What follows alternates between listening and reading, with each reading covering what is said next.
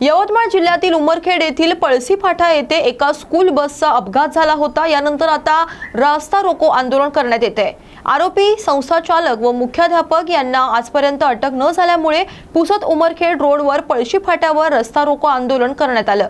महाराष्ट्र प्रदेश काँग्रेस कमिटीचे सरचिटणीस तातू देशमुख, जिजाऊ ब्रिगेडच्या जिल्हाध्यक्षा सरोजताई देशमुख यावेळी उपस्थित होत्या। तर पालकवर्ग तसेच सर्व सामाजिक कार्यकर्ते, अपघातातील मृत विद्यार्थिनी महिमा सरकाटे हिच्या कुटुंबीय आणि शाळेतील विद्यार्थ्यांचे पालक यांनी आता आक्षेप घेतलाय।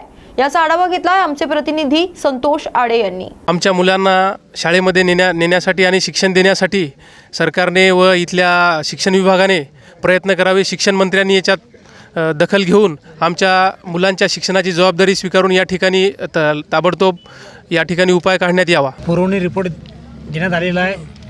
नारायण वाडे, सपना दर्शना अग्रवाल, आशिष लाशिनकर, विलास चिरडे यांना अटक करण्याबाबत व गुन्हा दाखल करण्याबाबत पोलीस यंत्रणेने जे काय ठाणेदार आहेत पंकज दाभाडे साहेब यांनी काल रात्री 11 वाजता आमच्या गावात येऊन स्वतः काल आम्ही निवेदन दिलं तर महिलाला घेऊन त्या स्वतः महिलाला पोलीस पाटील यांच्या घरी बोलून त्यांच्यावर दबाव यंत्र टाकून त्यांना नोटीस देण्यात आली। ही नोटीस बेकायदेशीर देण्यात आलेली आहे। आमच्या कमीत कमी गावात 20-25 नोटीस आलेल्या आहेत। टोटल 50 आलेले आहेत। महत्त्वाचा मुद्दामध्ये यामध्ये RTOचा अहवालसुद्धा त्यामध्ये खूप मोठी तफावत दिसत आहे। कारण की आम्ही बघितलं की ॲक्च्युली त्या गाडीला रिमोटचे टायर आहेत आणि त्यांच्या प्रशासनाने अशा प्रकारच्या गाड्या चालवल्या व त्यामध्ये महिमांचा दुर्दैवी मृत्यू झाला। ही मोठी खंत आहे आमच्यासाठी। ॲक्सिडेंट झालेल्या संबंधित बसचे कुठचेही कागदपत्र 2017 पासून वैध नव्हते। गाडीला रिमोटचे टायर होते आणि RTO साहेबांनी या गाडीकडे का जाणीवपूर्वक दुर्लक्ष केलं असं होतं आहे का? शाळेच्या 7-8 बस गायब आहेत। त्या बसचा आत्तापर्यंत पोलीस ना RTO यांना कुठचाही थांगपत्ता नाही। पालक लोकांनी आपले विद्यार्थी शाळेत पाठवायचे का नाही पाठवायचे आणि महिमाला न्याय कसा द्यायचा हे प्रशासनाने ठरवायचं आहे।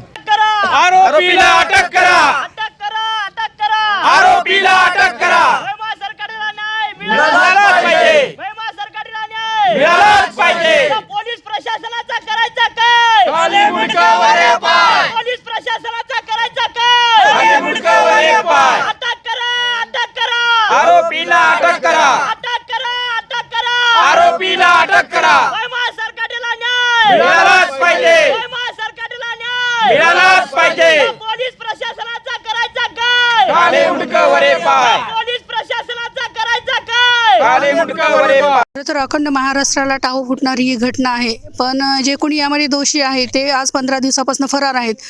म्हणजे यांच्यामध्ये माणुसकी किंवा एक काही भावना जिवंत आहे ते कळतच नाही। कारण आत्ताही त्यांनी त्या कुटुंबाला भेट तर दिलीच नाही आहे का? तर जर चोर असेल तर आपण पळतो अशी ही घटना झालेली आहे।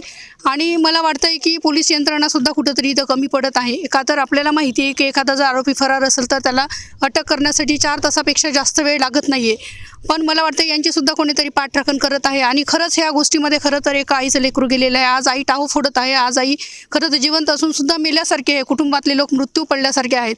पण इथं कोणालाही म्हणजे प्रशासनालाही जाग येत नाही आणि खरंच प्रशासनाने हलक्यात नाही घ्यायला पाहिजे। आज आज समाज आणि जनता रस्त्यावर उतरलेली आहे आणि जेव्हा समाज आणि जनता रस्त्यावर उतरलेली असते तेव्हा कोणी कोणाचं ऐकत नसते। आणि खरं तर महिमाचा ज्या दिवशी मृत्यू झाला त्या दिवशी खरं तर त्या शाळेतील म्हणा किंवा त्या समितीतील म्हणा कोणी घटनास्थळी भेट द्यायला सुद्धा आले नाही। ही खूप मोठी शोकांतिका आहे। म्हणजे तुम्ही काही केलंच नव्हतं तर तुम्हाला भेट नाही द्यायला काय प्रॉब्लेम होता? आणि आज 15 दिवस झाले तरीसुद्धा आम्ही आज म्हणजे जे कोणी दोषी आहेत त्यांना आपण पकडण्यासाठी आज अपयशी ठरत आहोत। हे सुद्धा खूप मोठं दुर्दैव आहे। आज एवढी पोलीस यंत्रणा इथे रस्ता रोको करण्यासाठी जे न्याय मागत आहे त्यांच्यासाठी तुम्ही एवढी पोलीस यंत्रणा पाठवली। एवढी पोलीस यंत्रणा जर तुम्ही त्या दोषींना पकडण्यासाठी लावली तर ते निश्चितच दोषी पकडला जातो हे लहान बाळसुद्धा पाळण्यातलं सांगू शकतं। पण मुद्दामून त्यांना कुठंतरी पाठराखण केल्या जात आहे, कुठंतरी त्यांना सोडवण्याचा प्रयत्न केला जात आहे। जे कोणी हे करत आहे त्यांनी निश्चितच हे नाही करावं का? तर हा माहिती आहे का कुणाच्या तरी जीवाशी आपण खेळत आहोत, कुणाच्या तरी भावनाशी खेळत आहोत, त्यांनी समजून घ्यायला पाहिजे। आणि आज माहिती आहे जिथं हा समाज बसलेला आहे जोपर्यंत तुम्ही दोषी नाही ते पकडून आणणार नाहीत, अटक करणार नाही तोपर्यंत बिलकुलच किती जरी वाजले किती जरी दिवस लागले तरी सुद्धा हे उठणार नाहीत। असं यांच्या आता आम्ही जेव्हा चर्चा झाली तेव्हा चर्चातून बोलण्यात आलं की बिलकुलच इथून उठणार नाहीत आम्ही जोपर्यंत तुम्ही दोषी नाही तर आणणार नाहीत, अटक करणार नाहीत आणि जोपर्यंत आम्हाला कळणार नाही की दोषींना अटक केलेली तोपर्यंत बिलकुल इथून कोणीही हटणार नाही आणि उठणारही नाहीये. तुम्ही दोषींना अटक करा तेव्हाच आम्ही इथून उठू. परवा जेव्हा बसला होता समाज तेव्हा प्रशासनाने सांगितलं की आम्ही बुधवारपर्यंत अटक करू. त्यांना 12पर्यंत अल्टिमेट दिला होता, पण जेव्हाही 12 वाजण्याच्या टाइम आला तेव्हा खेडेगावातील जे महिला असतील पुरुष असतील जे इथं बसलेले होते त्यांना प्रत्येकाच्या घरी नोटीस पाठवण्यात आली. नोटीस का दिली की दडपवण्यासाठी.